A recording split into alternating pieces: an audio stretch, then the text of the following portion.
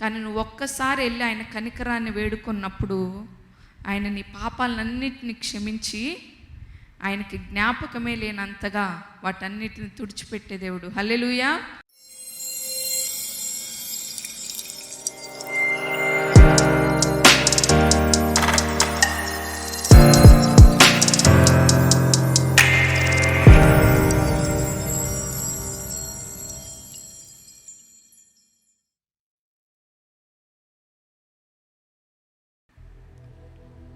మీకా 7వ అధ్యాయం 18వ వచనం.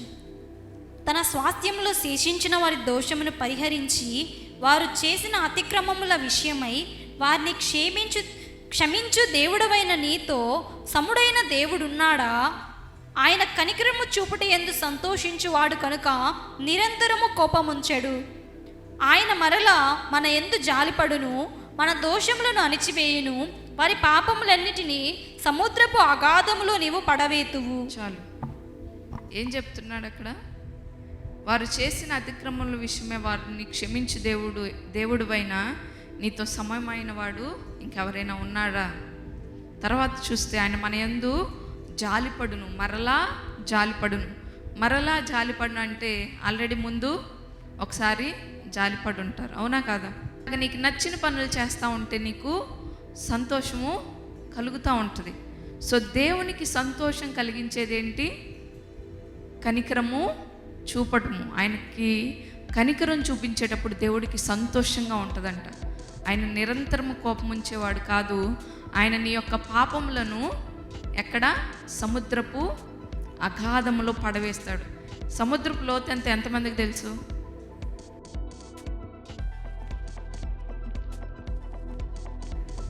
అంత పెద్ద సముద్రము, అంత లోతైనది. ఆ అగాధంలో నీ యొక్క పాపాలని పడవేస్తున్నప్పుడు మరి నీ జీవితంలో పాపం ఎక్కడ? హల్లెలూయా, హల్లెలూయా. సో దేవుడు గుర్తుపెట్టుకోవట్లా నీ పాపాన్ని.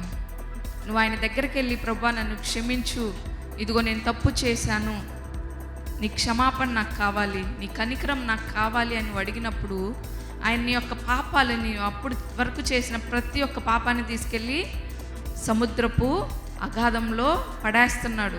వాటిని మళ్ళీ ఎవరైనా తిరిగి తీసుకురాగలరండి? మీరు ఎవరైనా వెళ్ళొస్తారా? కనీసం షిప్లో వెళ్ళటానికి కూడా భయమే.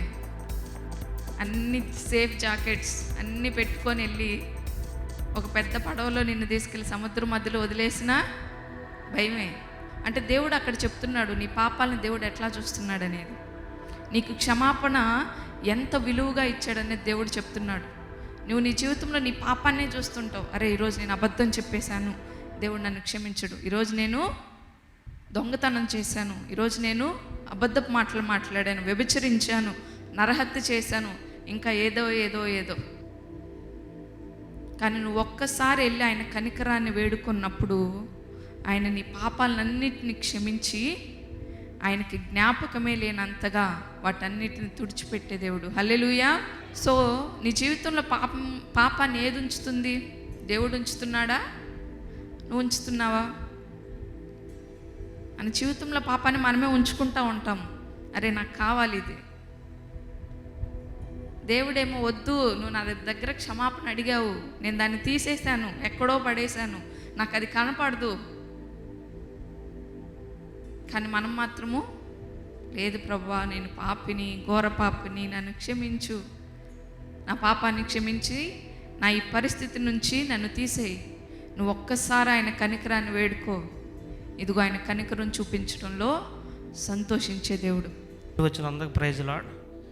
మక్కల కూతురికి శనివారం కడుపులో నొప్పి, తలనొప్పి బాగా ఇబ్బంది పడతా ఉన్నారు. మా అమ్మకి ఫోన్ రాగానే నేను చెప్పింది, నాకు ఇలా నొప్పి అంటుందయ్యా అని. అంటే డాడీ ప్రేయర్ చేసిన వాటర్ ఉన్నాయి కదా, అంతకుముందు ఒకసారి రెడ్ క్రాస్లో చేశారు, ఆ వాటర్ పంపించాను, తీసుకెళ్ళి తాపించమా కొంచెం కొంచెం దేవుడు స్వస్థపరుస్తాడని పంపించాను. సరే వీళ్ళు వెళ్ళిన తర్వాత హాస్పిటల్కి వెళ్తే రాళ్ళు ఉన్నాయి, ఆపరేషన్ చేయాలి సోమవారం అని చెప్పారంట. సరే వీళ్ళు వచ్చేసారు. సండే కూడా వాటర్ తాగించారు. నేను అన్నకి ఫోన్ చేశాను, అన్న ఇట్లా జరుగుతుందంటే సరే ప్రేయర్ చేస్తా అన్నారు. సండే మార్నింగ్ తలస్నానం చేస్తుందంటే ఏదో పడినట్టు అనిపించిందంట అని మా మదర్కి చెప్పిందంట. సరే వీళ్ళేంది ఆపరేషన్ ప్రిపేర్ అయ్యి వెళ్ళిపోయారు సోమవారం.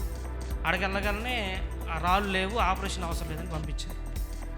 కేవలం అన్న ప్రేయర్ చేసిన వాటర్ వల్లే ఇది స్వస్థత కలిగింది. దేవుడికి సమస్త మహిమ కలుగును కాక.